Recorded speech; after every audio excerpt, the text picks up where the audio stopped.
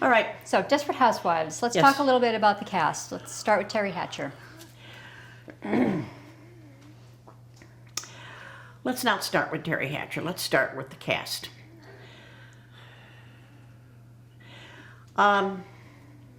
These are my personal opinions. I thought they were unnecessarily, by the cast I mean the ladies, spoiled. They each got these great, huge, wonderful trailers, all sorts of bump out sections, and they each got $10,000 to decorate their own trailer, which I thought was excessive. Okay, you're going to live in it for 8 years. They decorated their trailers, okay. By the way, I have yet to be in any one of them over 8 years.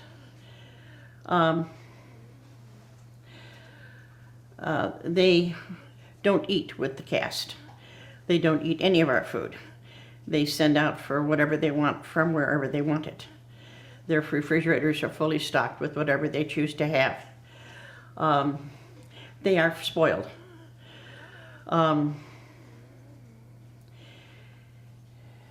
They're not team players in terms of the whole team.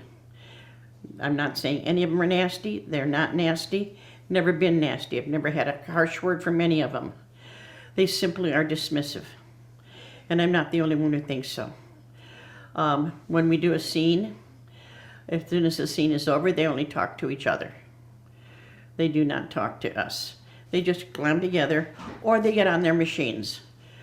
Eva has 3 of them that she does. Now, admittedly, she's got some work, you know, she's got businesses that she's running and all of that. But I've even sat in a room, we did a scene and we were waiting in a green room on location, and all 4 of them were on machines. There was no conversation to be had. They don't talk to us. They only talk to each other. And even some of the milder characters on our show refer to them as that way. People and yet if you say to somebody, I'd like you to meet Marcia Cross. Oh, hello, how are you? Oh, it's so nice for you to visit. You know, they're perfectly polite, but they certainly have never been part of the whole picture. And after a while you think, you know what, blow it out your ass, lady. We had difficulty with, and I'm going to say them out loud, Nicolette. Christ, we wait and wait and wait and wait and wait for them to show up. It's like nobody else's time matters. That drove me crazy. I would sit there and say, what are we waiting for? You know who. I understand their product. I understand what they're selling. But to get out of the makeup trailer, come to rehearsal, go change their clothes into their wardrobe, and then go through makeup again on the set, drove me up the wall. You just got out of makeup, and yet they run up with the mirrors, and I used to joke and go, wait a minute, you know, because this is what happens. And you get handed, the makeup people stand there with the lip brush and the hairbrush. I've watched them fluff the back of their hair when they're being shot from the front, you know, or vice versa. To the point where it's like, come on. Just, you know, you're an actor. But I understand, too, that they are selling a product that is quickly disappearing. And they have to try to hold on to that product as much as possible. And if they don't like carrying it, too bad. I don't have to sell that product. So I had a lot more freedom. As a matter of fact, toward the end, I didn't wear any makeup at all because I was supposed to be dying, so what the hell. But to fuss and fuss and fuss and fuss, I also thought it was probably a manifestation of being nervous about a scene or something. It just drove me crazy personally. I'm not sure that it drove everybody crazy, but I know enough of us stood around and went, Jesus Christ, come on. In terms of their friendliness, again, friendly when you are right in their face. I have to say, of all of them, Terry was probably the friendliest to me. When I threw that Christmas birthday party for the crew, Terry's the only one that contributed. And I thought that was very nice of her. She made a very nice contribution. She and I have chatted on occasion, but you could sit right next to him and not get any conversation at all. So, you know, I'm finished with that. How did it affect the set and the cast when Nicolette left? That whole thing was, you know, I wasn't there, first of all, thank God. I'd had my difficulties with her. I did her last day, and there was something that I had to go to. I can't remember exactly what it was. I don't think it was a medical appointment, but it was something important. Like I had to be there like at 2:30 or 3, and I said it early on, you know, and the day dragged and dragged and dragged. I missed it. The whole thing was bullshit. Mark was demonstrating to her the way he wanted her to whomp somebody on the backside. And he said, no, this is what I want, you know, kind of thing. And she took offense and said that he had hit her. He apologized, went to her trailer, made apologies, you know, sorry, didn't mean to, you know, okay. Subsequent to that, her tardiness, her inability to get to the set, I don't know, I wasn't part of that decision, but I certainly know I waited a hell of a lot. What are we waiting for? Nicolette, you know, she got killed off. A lot of people got killed off. And she felt it was in response to her having complained that Mark had battered her. You know, she was nice to me when we worked together. I mean, you know, pleasant enough. But I think she was looking for a quick $1 million. Didn't happen. Certainly. I mean, I don't know where these people get these brains that they're going to collect money, you know. I think they're dumber than a box of rocks. So that's Nicolette, and she's gone. I'll never see her again, so what difference does it? Those are all my personal opinions. Just a disclaimer, personal opinion, you know. Something a little more pleasant. Working with Lily Tomlin. Tell us your memories of Oh, working with Lily Lily. and I had fun. I wanted her to be on the show. She wanted to be on the show. We kind of battered Mark Cherry. Couldn't Lily come on the show? Couldn't Lily come on the show? And she did. And it was a big success. And I always thought they let the ball drop. I think that ABC or Touchstone or even Mark, you know, could have had her back again. We had the audience enjoyed it. So I have no idea why, you know, except it didn't fit in with what he wanted to do with the ladies. And there were rumors of a series for you two Well, together. you know, we tried to get something going, but nobody was interested. Nobody wants to hire two 70-some-year-old ladies. Not when you have Betty White running around loose. You know, you already got your octogenarian set. But what comes after octa? What's the 9? Not nano? Nonagenarian? You know. I always say that in order for any of us to move up everybody, somebody has to die and then everybody moves up one. You know, you got Betty and then Cloris and then Doris, and then me. Well, I'm out of the picture. In 2009, Mrs. McCluskey meets a man. Yes. Tell us about working with Orson Bean. I had petitioned for that. I wanted to have a boyfriend. And of course, Orson Bean is just such a sweetheart. It subsequently happened that David Foster, who's a big composer, that kind of thing, he was doing a show in Vegas, David Foster and Friends, and he hadn't, this other person had written a song for a possible Broadway show about Betty Boop. And he had a lovely little duet that he asked Orson and I to do, which we did, and I have a copy of. and it was just a wonderful experience. I played Vegas, you know. I told my kids, I'm playing Vegas at the Mandalay Bay. I mean, you know, me and Elvis or whatever. So it was a wonderful experience. And Orson was such a dream heart. We would play on the set. He would throw me old vaudeville lines. You know, can I have 10 cents for a cup of coffee? Coffee only costs 5. I was going to treat you. You know, that kind of stuff. And we would do that. So he's just a delight. Yeah, that was great fun. Oh, the scene, we had a scene, we were supposed to getting it on. And I get to the trailer and they've got 3 flannel nighties hanging in the trailer. And I said, you know, what's this? Well, this is for your, you know, bed scene with Orson. I said, I'm not going to wear a nightie. We were just supposed to have sex, you know. So I got a bodysuit so that I could, and the scene is, he's sleeping.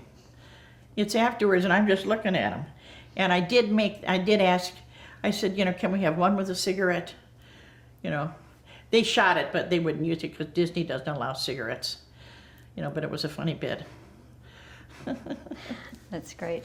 You mentioned earlier that you have won several Emmys for Yes. Desperate Housewives. Tell us about the experience of winning an Emmy. It's phenomenal. The first Emmy. One more second. Okay. The first Emmy was for Housewives. And because I was a governor and at the time, as I am now, of the Academy of Television Arts and Sciences, I was entitled to 2 tickets. And because I was an Emmy nominee, I was entitled to 2 tickets. We had a little bit of discussion about that. I convinced them that my point of view was correct. But I also had a friend here, young man who had been a classmate of my kids. And by the way, Vince Vaughn was also a classmate of my kids. I had him as a student when I was helping the teacher to teach theater back in Lake Forest. So I got an extra ticket for him. So the 5 of us went. And to get that nominee, I mean, that was just fabulous. The funny part was, on that one, I had for some reason decided to have a dress made. Don't ever do that. And it turned out to be something that if I'd had a pointed hat, I could have been in Pinocchio. It was just dreadful. And it was like that week, and I didn't know what to do. My publicist at the time was representing some young soap gal, Heather Tom, and her mother was a clothes horse, about my size.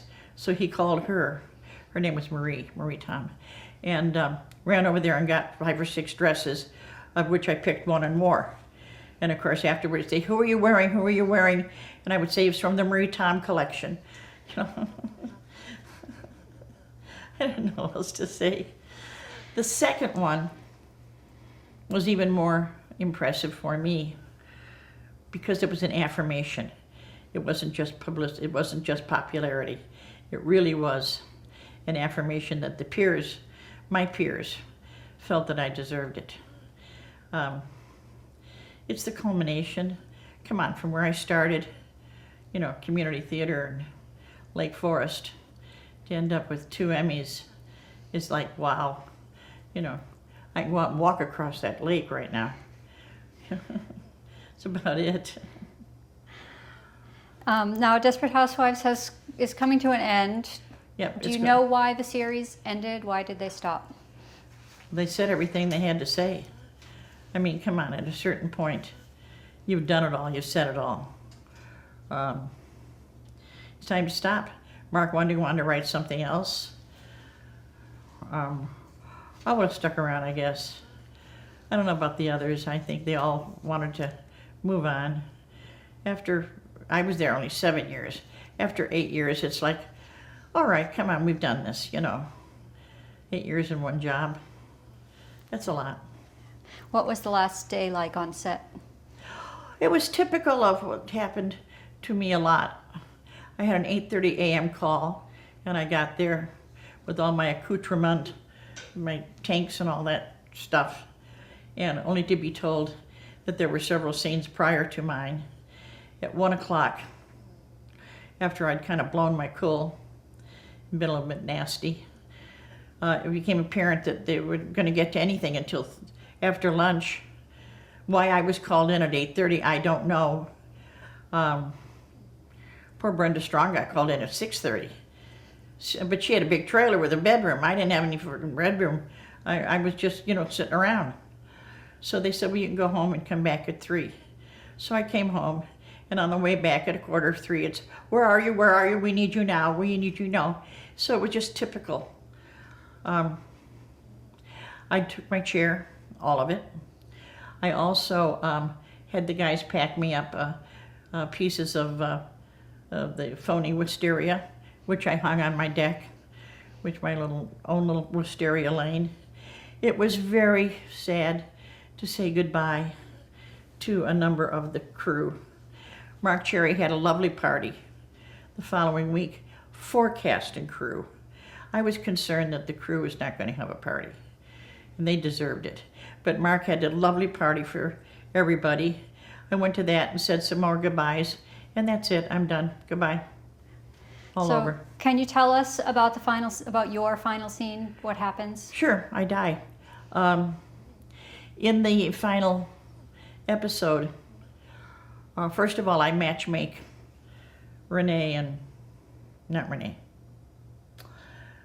Bree and Scott Bakula. Okay, I do that. I confess to killing the guy that got killed. It's totally unrealistic because the courts say, well, she's going to die anyhow, let her go. Duh. And then I get this in my head that I want to hear Johnny Mathis sing Wonderful. I've never liked Johnny Mathis at all, and Nick hated that song. But I insist on having a 45-degree record player and a record, which Trip, Scott Bakula, goes out and finds for me. And in the last scenes, Roy is playing the song over and over and over. And then I die. That's it. End of story. End of show. And can you tell us the fate of the rest of the cast? What? The fate of the other characters? As far as I remember, Bree and Trip get married, and she ends up in the legislature. Susan sells the house and goes off with her daughter Andrea to take care of the baby while Andrea finishes school. Eva becomes a top-notch or top executive with the department store, marketing, all that sort of thing. Lynette and Tom get back together. And then there's one very nice last scene where Susan has the car all packed up with her daughter and her son, and she says, I want to drive around the lane one more time. And as she does, all of us who have been in the past are standing there in white, as she goes by us. It's sort of like a memory kind of thing, which I think will be very effective. And it'll be out before this will, so I don't mind saying it. I hope. Right? We're going to leak it tomorrow. Right, guys? Doesn't make a difference. Show's over. I just got my last check, so. You also mentioned you have been very active with the Academy of Arts and Yes. Sciences. Can you tell us when you first ran to be part of the Board of Governors and why? Oh, golly, it had to be, what am I on, my second or third governorship? You're on your third. Conrad Bachman was governor at the time, and I joined the peer group executive committee, and then I ran against someone who shall remain nameless. Little creep. By all general admissions, a little creep. More than that, really. I got the governorship and served for 2 years. I lost it 1 year, came back. I'm very much involved in the academy. I believe it's our trade group. I think we should be doing more with it. What do you think it does well, and what do you think it doesn't do so well? I don't think it reaches out to the television community as well as it could. It becomes a little insular at times. I think we need to be more proactive, especially now with the extreme changes that are happening in delivery systems. And it's not just the academy, but every aspect of our business is getting just slammed with change. I have been extreme in keeping the union away from the academy. I think it would be a disaster to have Screen Actors Guild AFTRA have any way, place, shape, or form, any voice. I think that would be awful in the academy. I think we need to revise the way we're looking at membership. I'm not quite sure how it should come down, but we don't do enough to promote ourselves outside of ourselves. We also tend to spoil the governors. We treat each other as though we're very special. We shouldn't. I think that we should be a little more democratic in our, I'd like to see better mixers with the non-members. I ran into an interesting phenomenon. Whenever we have a new member for the PGEC, I write a note saying, welcome to the academy, and I hope we meet sometime, and here's my phone number should you have any questions or whatever. And recently we've had a whole bunch of referrals from a public relations firm that would remain nameless. They wanted their people to join. Great, good. So after about the third or fourth one, where the actor only lists the public relation firm as the contact, then I called them up and said, look, if we can get a personal email, we can let them know about activities. There's things coming up that they would certainly enjoy. And I got the biggest golden cold shoulder. Just continue to send it to us. It's like, well, blow it out your ass, lady. We want to invite your person to, an evening with Breaking Bad. We're going to be doing a whole thing on a stage reading on Marty. By the time we send something to the public relations firm and they get in touch with the actor, it's over.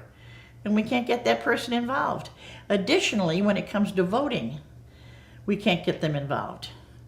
It's been very difficult to get performers to really sit down and vote.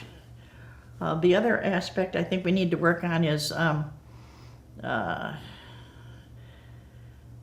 more participation on the part of the members themselves, and that means mixers and stuff. They're just, they're not in it for the Emmys, or they are, or something. We need to relook at the Emmys. The creative arts have become a mess. We have far too many categories in the primetime show. I understand why. I think there's been a shift in television viewing. People are concerned and want to see reality competition. I'm not sure the Desperate Housewives of Anywhere are as worthwhile watching. I think there's a hell of a lot of content that is just the stuff between commercials, because you got to stick something someplace so you can run commercials. By the same token, we need to get a handle on what's happening on the other delivery platforms. And that's happening, but we don't know enough about it right now. It's going to change things dramatically. I think the guest star should be on the primetime show rather than on the Creative Arts Show. But I think we also, again, personal opinions. I think we should take complete creative control. We've given creative control to the wheel, to the networks that are on the wheel. That whole crap about we want to cut back on some director-producer credits, and they're saying if you do that, we won't give you clips. No problem. ABC has declined to provide a clip. That's all you got to put. Because let me tell you, TNT will have a clip right there, to replace it. You just do that once. I think it should be on HBO. I think by this time, our regular viewing has dropped to the point where that went down and HBO could come up. I think it'd be you let people say and do what they want without time constraints, without that. You only have 3 seconds.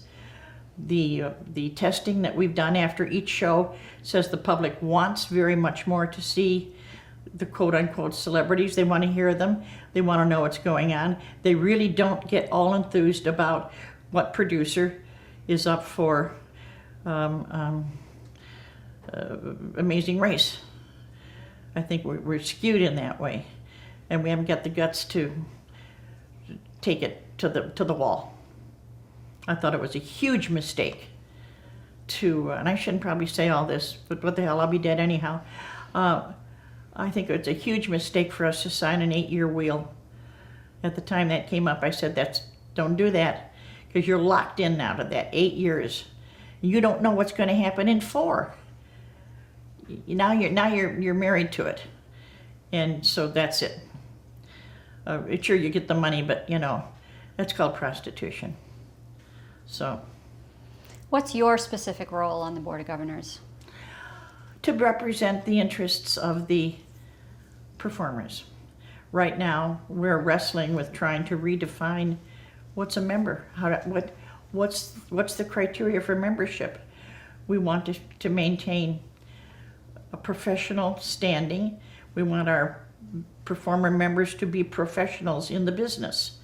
That doesn't mean that little Susie Sorority, who makes 3 5-minute webisodes about how I lost my boyfriend, qualifies for. But what does qualify? I mean, is it distribution? Is it budget?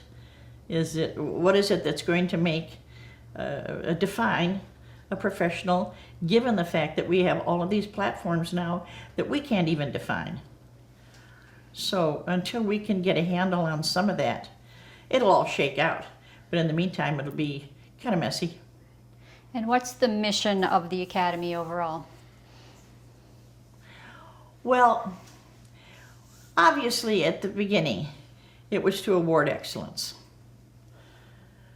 There are now, again, it's pretty cheap to produce an award show. So everybody's doing it. Pretty soon you're going to have the best left-handed actor or talent award show. I'd like to see the Academy emerge as the benchmark, the same way the Oscars have.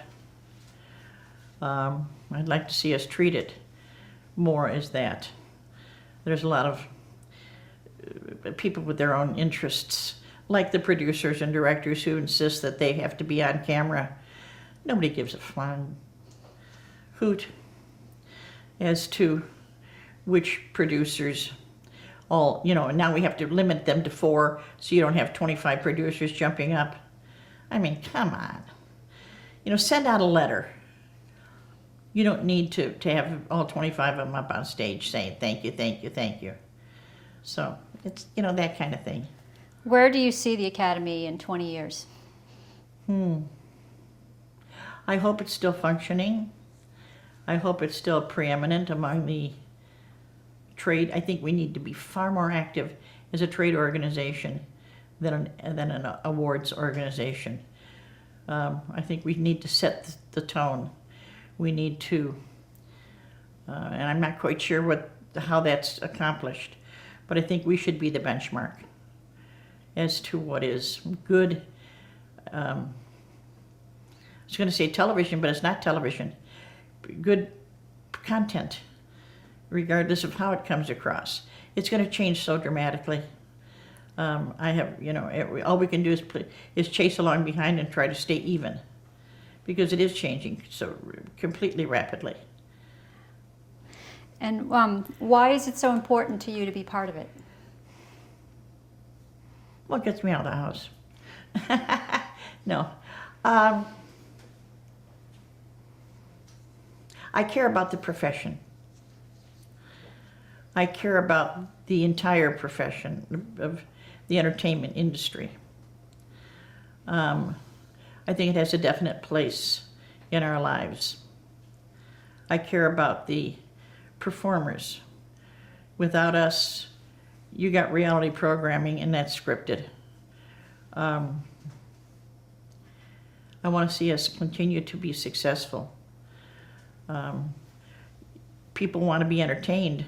It's a question of how are we going to deliver this, and what is it going to be? I have no idea. I have no idea whatsoever. I'll just, I won't be here anyhow. It doesn't make any difference. What's been your proudest accomplishment working with the Academy? Working with the Academy. Well, it's going to sound picayune and petty, but what the hell? There was a particularly decisive person who had made it his goal to be decisive and to be confrontational and to be disagreeable. And I think we flushed him out. I think we got rid of him because he had all sorts of, and quite openly stated that he wanted everybody to be a member of the Academy regardless of their skill sets or their professional abilities, that he wanted a power base.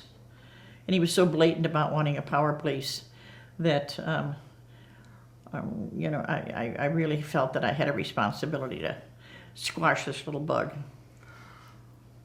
So I did. Nice. So now we're on to our summarizing section. Oh, yeah. We're winding down. Didn't I just summarize? Do you have any current projects now that Desperate Housewives Not a is one. done? Right now. Existing seems to be number one. I have no idea what time frame I have, so I'll just wait and find out. I'd like to work, occasional guest star or something. I'm out of work, man. I need the money, It's like every other actor. I'm finished with my job. Let me get some work. Co-star, not co-star, but guest star someplace, be nice. I'm writing a book. Yeah, it's going to be, we're working on the final edit. And it's basically everything we talked about. It might be of interest to some people on one level or another. People who wanted to change careers, I get a lot of that, which is kind of scary. I've always wanted to be blank, blank, blank. And now, you've encouraged me to try. Yeah, but don't leave the kids and go off to be a circus performer. I mean, that's not what the point is. So that's a responsibility I'm a little leery of. What's the title of the book? Who would have thunk? Nice. Do you know when it'll be out? Nope. We're going to be working on submitting it probably in June.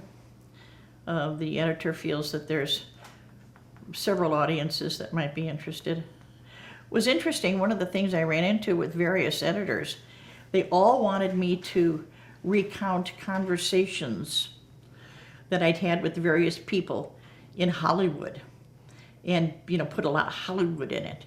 Well, I didn't get here until I was 55, when any opportunity to sleep with anybody. The drug scene was already gone. What was I gonna recount? Martin said good morning, and I said good morning back. That was about it. There's nothing much more I could. So I kept rejecting these suggestions, and I kept saying, but these would be made-up conversations. Well, that's okay. They expect that. I read Rob Lowe's book, and he's got a lot of conversations in there that I knew took place 30 years ago. Bullshit. Rob, you made it up. What would your fans be surprised to know about you? What would my friends be surprised to know about me? Then probably pretty nice after all. I'm not really as crotchety as I seem. It's a bit of a veneer, facade.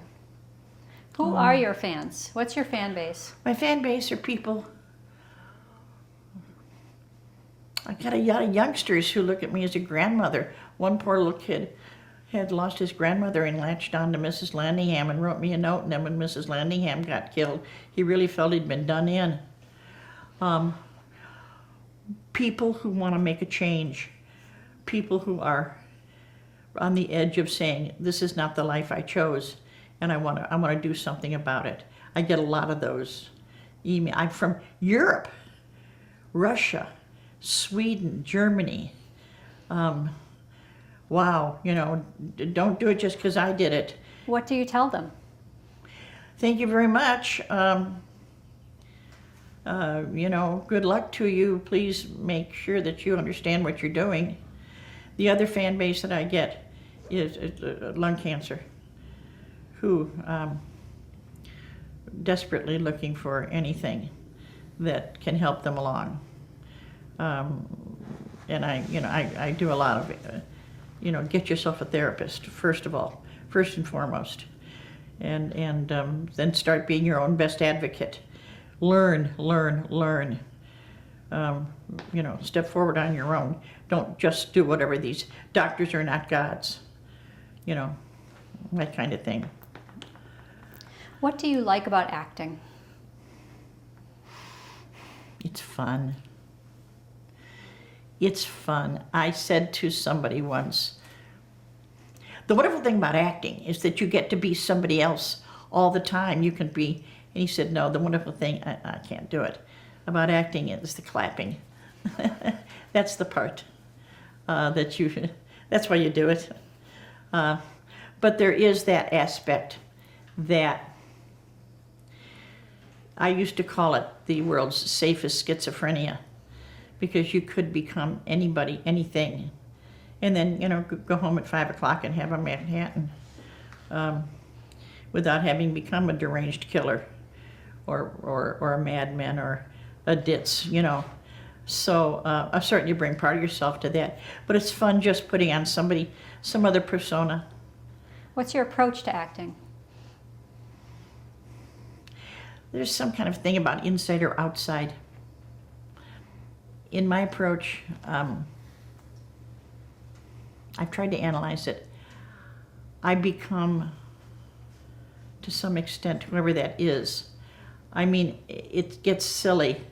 If I'm doing a scene, I have memories of what that person did before. Take the Scrubs thing, where I decide I'm not going to have I know why. I know that she had a pretty good life, and that she doesn't want to go through that. She doesn't want her family to go through that. I feel those I mean, it sounds weird and like, oh God, she's tripping out. But I feel those and imagine those emotions. I become, that's why the bite me lines, the throwaway gag lines are so hard to do, because they're not based on anything.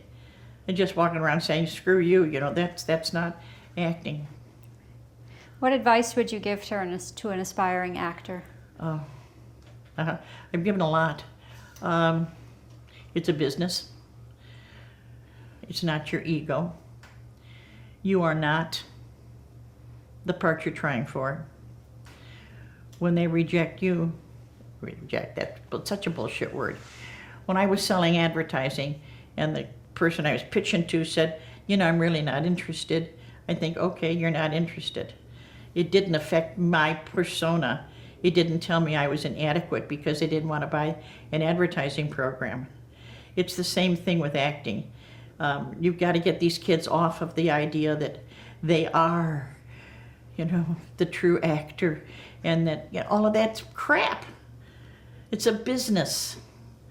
And sure, you have a product that's a very valuable product that you nurse, you develop, you grow it, but it's not you, and you got to stop confusing the fact that it is you.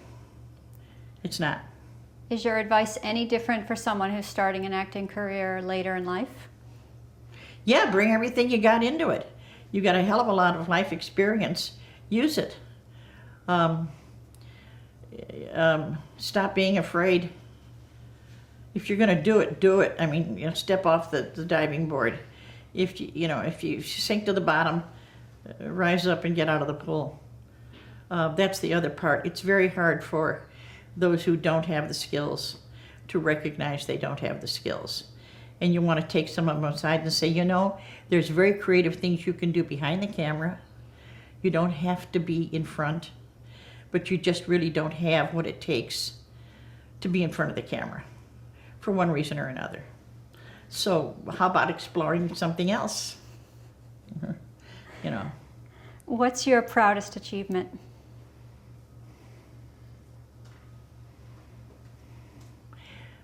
Getting from where I started to where I'm ending. It's been a trip, and it's been a trip I put a lot of effort into, and I'm glad that it happened. What's your biggest regret? Huh? What's your biggest regret? I was going to say that I didn't start earlier, but if I'd started earlier, it never would have gotten here. I happened to hit the right place the right time. Biggest regret?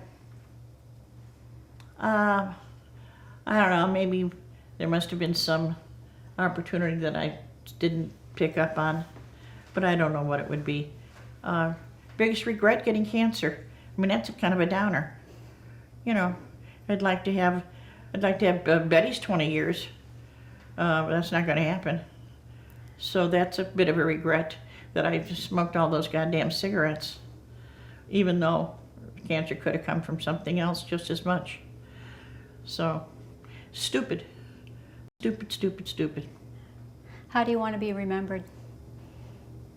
Oh, as a good actress. Good actress who had a lot of fun, wonderful sense of humor, and great comedian. Excellent. Well, you are all those things. Huh? You are all those things. Oh, thank you. And thank you for taking the time for us today. Oh, it's been wonderful.